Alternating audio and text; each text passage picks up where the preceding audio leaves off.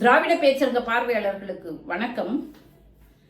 இன்று 2 நாளாக ஒரே பரபரப்பாக காங்கிரஸ் கட்சியோட மூத்த தலைவர் அன்னை சோனியா காந்தி அன்னையார் மன்னிப்பு கேட்க வேண்டும் அப்படின்னு சொல்லிட்டு ஒரு கண்டன குரல்கள் எழுந்துட்டு இருக்கு. அது மட்டும் இல்ல, போலீஸ் ஸ்டேஷன்லயும் போயிட்டு கம்ப்ளைண்ட் கொடுத்துட்டு இருக்காங்க. இவங்க மேல நடவடிக்கை எடுக்கணும், மன்னிப்பு கேட்க வேண்டும் என்று சொல்லி கண்டன குரல்கள் கம்ப்ளைண்டும் பதிவு பண்ணிட்டு இருக்காங்க. கர்நாடகாவெல்லாம் கூட பிஜேபி காரங்க கூட போய் கண்டனம் பதிவு பண்ணிட்டு இருக்காங்க. காரணம் என்ன அப்படின்னு சொல்லி பார்த்தோம்னா, இந்த காங்கிரஸ் கட்சியோட தலைமை அலுவலகம் சென்னையில நேற்று சுதந்திர தினம் கொண்டாடப்பட்டது. அப்போ கொண்டாடும் போது அந்த காணொலி அங்க வந்தே மாதரம் பாடல் இசைக்கப்பட்டது. அப்ப என்ன நடந்ததுன்னு நீங்க பாத்துட்டு வந்துருங்க. காணொலி பாருங்க.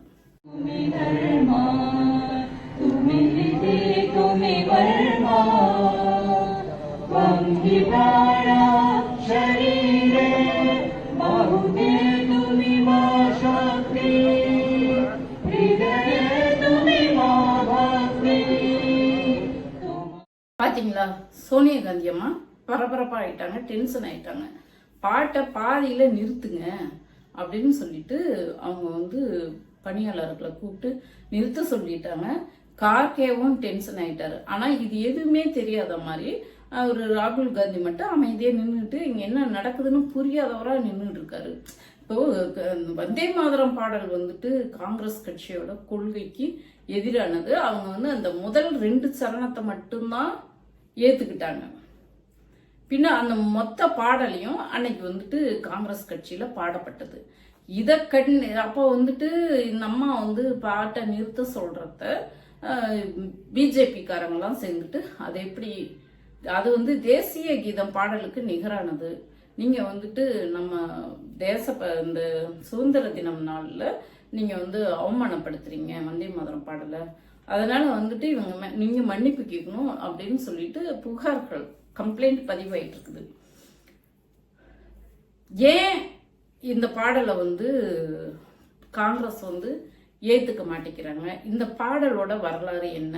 ஏன் பிஜேபி அரசாங்கம் கண்டனம் தெரிவிக்குது அப்படின்னு சொல்லி பார்த்தோம்னா, சென்ற வாரம் தான்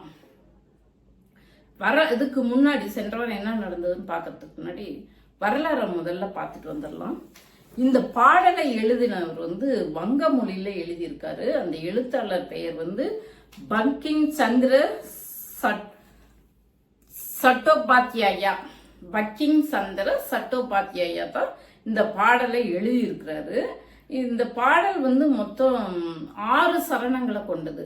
அதுல முதல் 2 சரணங்களை காங்கிரஸ் அரசாங்கம் ஏத்துக்கிட்டது. காங்கிரஸ் அரசாங்கம்னா இந்த பாடல் எழுதப்பட்டது போது 1937 சர்ச்சையானது. இது வங்க மொழியில எழுதப்பட்டது. அப்போ சர்ச்சையாகும் போது என்ன, இவர் மகாத்மா காந்தி, ரவீந்திரநாத் தாகூர் மற்றும் காங்கிரஸ் நிர்வாகிகள்லாம் சேர்ந்து கலந்து பேசி இந்த முதல் சரணத்தை மட்டும் நாம ஏத்துக்கலாம், வச்சுக்கலாம், மற்ற மொத்தம் 6 சரணங்கள் கொண்டது, மற்ற 4 வேண்டாம் அப்படின்னு சொல்லிட்டு புறக்கணிச்சிடுறாங்க. அப்போ 1937 இருந்து காங்கிரஸ் கட்சியோட கொள்கையாக இந்த முதல் 2 சரணம் மட்டும்தான் பாடணும் என்பது காங்கிரஸ் கட்சியோட கொள்கையாக இருந்துட்டு இருக்குது. அப்போ ஒரு தலைமை குவார்டர்ஸ்ல பாடும்போது ரிஹர்சல் பார்த்திருப்பாங்க. அப்படி இருக்கும்போது எப்படி இது ராகுல மீறி, சோனியா காந்தி அம்மாவை மீறி அங்க முழு பாடலும் பாடப்பட்டது என்பது ஒரு கேள்வியாக இருக்கிறது. அப்போ பிஜேபி காரங்க அங்க இருக்காங்களா, காங்கிரஸ்க்கு தலைமைக்கு கட்டுப்படாதவங்க அங்க இருக்கிறாங்களா அப்படின்னா, ஆமா, அங்க இப்போலாம் ராகுல் காந்தி பேச்சுக்கு மரியாதையே இல்லை, யாரும் கேட்கறதில்ல, அவருடைய பேச்சுக்களை யாரும் கேட்க மாட்டேங்கிறாங்க. அதனாலதான் காங்கிரஸ் கட்சி பலகீனமாகிக்கிட்டே இருக்குது. சென்ற வாரம் இது 150 ஆண்டுகளாக காங்கிரஸ் கட்சி கடைபிடிக்கப்பட்டு வந்த வரலாறு. சென்ற வாரம் இந்த வந்தே மாதரம் பாடல் 150 ஆண்டுகளை நிறைவடைந்ததை ஒட்டி பார்லிமெண்ட்ல இது தேசிய கீதத்துக்கு நிகராக இந்த பாடலை பாட வேண்டும், அப்படி இதை அவமதிக்கிறவங்களுக்கு சட்டப்படி தண்டனை கொடுக்க வேண்டும் என்று ஒரு மசோதா பார்லிமெண்ட்ல பாஸ் ஆகுது. அப்போ நம்ம திராவிட முன்னேற்ற கழக சார்பாக அதை வந்து எதிர்த்து குரல் கொடுக்கறாங்க, வாக்கு செலுத்துறாங்க. ஆனாலும் அதையும் மீறி அது வந்து சட்டமாக்கப்படுகிறது. அப்படி இருக்கும்போது கேரளாவுல கூட இந்த இப்ப புதிதாக முதல்வரான சதீசன் அவர்கள் வந்து அந்த 2 வரியை மட்டும்தான் நாங்க வந்து பாடுவோம், 6 சரணமும் பாட மாட்டோம் அப்படின்னு சொல்லியிருக்காரு. அதை வந்து அவங்க 2 வரிகள் மட்டும்தான் பின்பற்றப்படுறாங்க.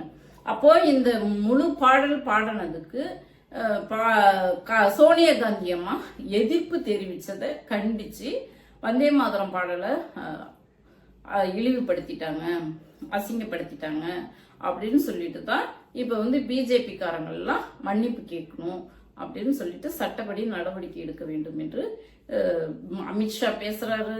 இன்னும் மற்ற பிஜேபி காரங்கெல்லாம் பேசிட்டு இருக்காரு. இதுக்கு வந்துட்டு ஜெயராம் ரமேஷ் அவர்கள் வந்து இல்ல அவங்க பாடலை வந்து எதிர்ப்பு தெரிவிக்கல, சேரை எடுத்துட்டு வர சொல்லி கேட்கறாங்க அப்படின்னு சொல்லிட்டு அவர் வந்து மறுப்பு அறிக்கை ஒன்று விட்டிருக்காரு. ஆனா காங்கிரஸ்ல இருந்துகிட்டே அவங்க வந்து 150 ஆண்டுகளாக கடைபிடித்து வந்த ஒரு கொள்கைக்கு மாறாக அந்த கட்சியோட மூத்த நிர்வாகி அவங்க வந்து சேரை எடுத்துட்டு வர சொல்றாங்க அப்படிங்கிறது அபத்தமான ஒரு விஷயமா இருக்கு. இவங்க வாயை திறக்காம இருந்தாலே அந்த பிரச்சனை சரியா போயிடும். இப்போ நாம வந்துட்டு ஏன் இந்த பாடல் முழுமையா பாடக்கூடாது, அது நம்ம தமிழ்நாட்டுல பாடும்போது கூட நம்ம எதிர்ப்பு தெரிவிச்சுட்டு இருக்கிறோம்.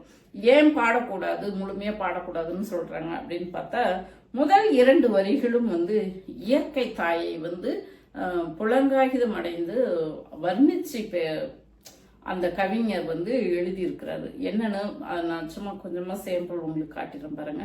தாயே உன்னை புகழ்கிறேன், உன் விரைந்து பாயும் நீரோடைகளால் செழித்தவளே, உன் பல தோட்டங்களின் ஒளியால் பிரகாசிப்பவளே, இன்ப காற்றுகளால் குளிர்ச்சி அடைந்தவளே, அசைந்தாடும் கருமையான வயல்வெளிகளே, வலிமையின் தாயே, சுதந்திரத்தின் தாயே. இப்படி இயற்கையை வர்ணிக்கும் விதமாக இயற்கையை வந்து தாயாக, பாரத தாயாக வர்ணிச்சு இந்த பாடல் இருக்கு. அந்த 2 சரணங்களையும் காங்கிரஸ் கட்சி ஏத்துக்குச்சு. அதுக்கப்புறம் இருக்கிறத தான் வேண்டாம் அப்படின்னு சொல்லிட்டு சொல்றாங்க. அது என்னன்னு பார்த்தோம்னாக்க, இந்த அதுக்கு அடுத்தது இருக்கிறது வந்து துர்கா தேவி, கமலா தேவி, சரஸ்வதி தேவி, இந்த மாதிரி இந்து கடவுள்களை வர்ணிச்சு அவங்க வச்சிருக்கிற ஆயுதங்களை சொல்லியும் இந்து கடவுள்களை வர்ணிச்சு அந்த மற்ற 4 சரணங்களும் இருக்கும். அதை தான் வந்து வேண்டாம் என்று காங்கிரஸ் அரசாங்கம் சொல்கிறது. ஏன் வேண்டாம்னு சொல்றாங்க அப்படின்னு சொல்லி பார்த்தோம்னா, இப்போ ஒரு நாட்டோட தேசிய கீதம் என்பது எல்லா மக்களும் ஏற்றுக்கொள்ளும் விதமாகத்தான் இருக்கணும். அப்படி இருந்தா தான் அது வந்து எல்லோருக்கும் அந்த பாடலுக்கு உரிய மரியாதை கொடுக்க முடியும். அப்போ நீங்க இந்த இந்திய நாடு வந்து செகுலரிசம், மதச்சார்பின்மையை கடைபிடிக்கும் நாடு. அப்படி இருக்கும்போது நீங்க ஒரு மத கடவுளை கொண்டுட்டு வந்து நீங்க புகழ்ந்து பேசும்போது, அப்ப மற்ற மத கடவுள்கள்லாம் மற்ற மதத்தை வழிபடுறவங்களாம் அவங்கள வந்து புறக்கணிப்பது போல ஆகுது. அப்ப அந்த ஒரே மதம் அப்படின்ற கோட்பாட்டுக்குள்ள கொண்டுட்டு வந்துடுறாங்க. தேசிய கீதம் போல வந்தே மாதரத்தையும் கொண்டுட்டு வந்துடுறாங்க அப்படின்றதுதான் இங்க கான்செப்ட். அதனாலதான் மற்ற மதங்களை புறக்கணிப்பதனால நம்ம திராவிட முன்னேற்ற கழகம் கூட இந்த வந்தே மாதரம் பாடல் முழுசா பாடுறத நம்ம வந்து எப்போதுமே ஏத்துக்கிறது இல்லை. அதனாலதான் காங்கிரஸ்லயும் அப்போ 1937லயே மகாத்மா காந்தி, ரவீந்திரநாத் தாகூர் இவங்கெல்லாம் வந்து அந்த முதல் 2 வரிகளை மட்டும் எடுத்துக்கிட்டாங்க, மற்ற வரிகளை நிராகரிச்சுட்டாங்க.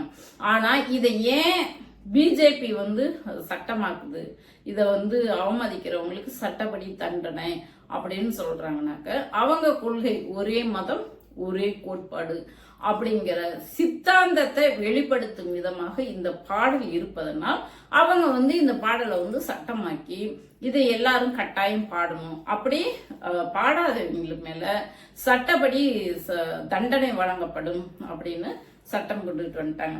அதுதான் விஷயம். இப்ப இந்த பிரச்சனையால தான் காங்கிரஸ் சோனியா அம்மாவை மன்னிப்பு கேட்க சொல்லிட்டு இருக்காங்க. ஏன் அந்த காங்கிரஸ் கட்சி தலைமை அலுவலகத்திலேயே அவங்க கட்சி கொள்கையை மீறி இந்த பாடலை ஒளிபரப்ப முடியுது அப்படின்னா அங்க இருக்கிற அந்த கருப்பாடு யாரு?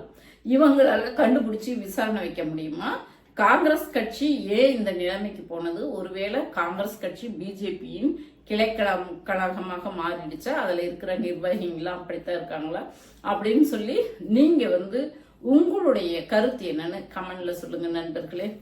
நன்றி, வணக்கம்.